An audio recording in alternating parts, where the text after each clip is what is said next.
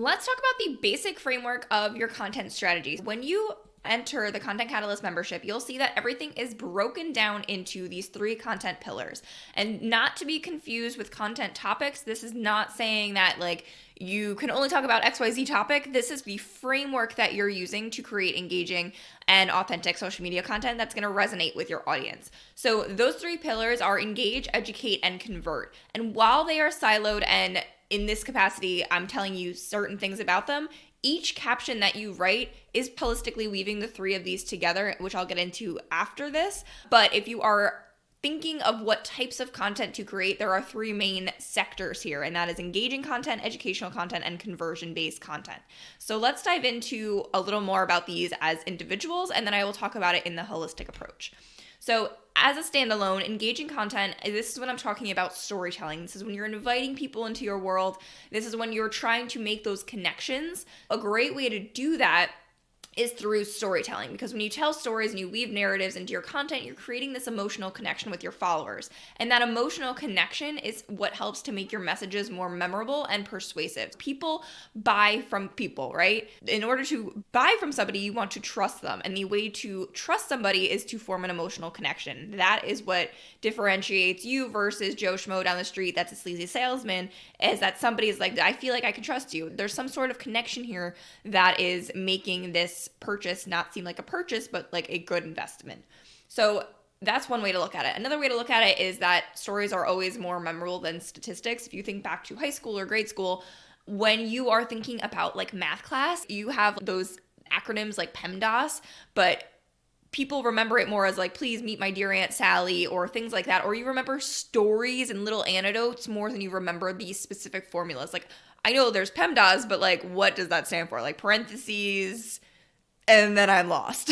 So the stories are more memorable than statistics. And that is why when you can add little bits of you into your content, and you can tell the stories, and instead of it just being like an educational piece of content, you can say, so here's the backstory of how this happened, and then weave your knowledge and your breakthrough moments into those storytelling pieces, and that is more of engage. So when it comes to educational content, this is what you need to be trusted as an authority figure, right? So according to behavioral science, leaning into authority creates a sense of trust and credibility, and that influences consumer behavior. We want to make sure that the people that we are spending our money with and the people that we are investing our time with is somebody that actually knows what the hell they're talking about, right? So this is where your educational content comes in. And I know there is a lot of hoopla in the online space right now saying, no more educational content. That's hootenanny.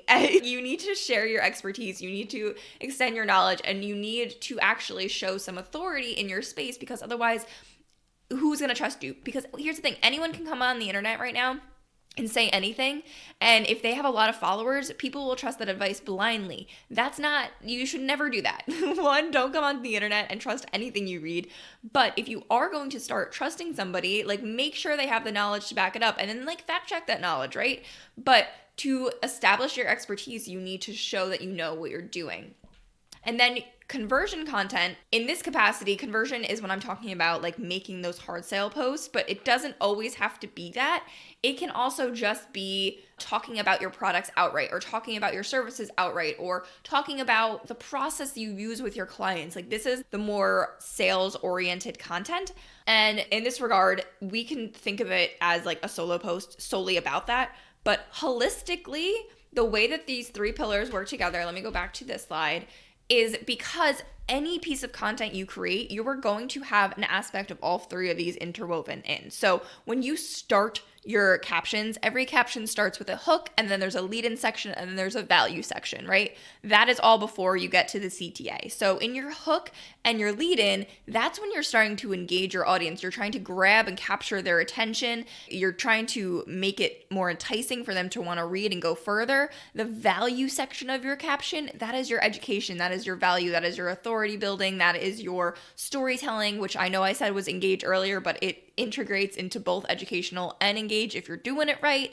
And then your CTA is the conversion. So every single post has a conversion. So it might not just be an outright like buy this or book me or whatever it is. It can be as simple as double tap this if you agreed, or leave a comment if you have something to add. Like, those are all little micro conversions that work together, because you're never going to go from like cold, someone's just finding you, never heard of you before, to buying a $6,000 package of yours. That's not how it works. That's not the buying process. So what you need to do is you need to have these little tiny micro conversions that work on top of each other so you get to that bigger conversion. But if you are only posting hard sale conversion content, that is going to repel people. They don't have any reason to trust you yet. So that is where those educational and engaging posts come in. They need to know more about you. They need to feel comfortable with you before they're ready to buy. And so that is why when you think of the 3, engage, educate, and convert, as standalone, it can get a little tricky because you think, oh no, I'm in hard sell mode. I can only do conversion content. Or, oh, I need to generate leads. I need to gain more exposure. I need to only do engagement content. That can get a little dangerous. So while I explain these in 3 siloed sections, knowing how they all integrate together and their individual purposes is very, very helpful.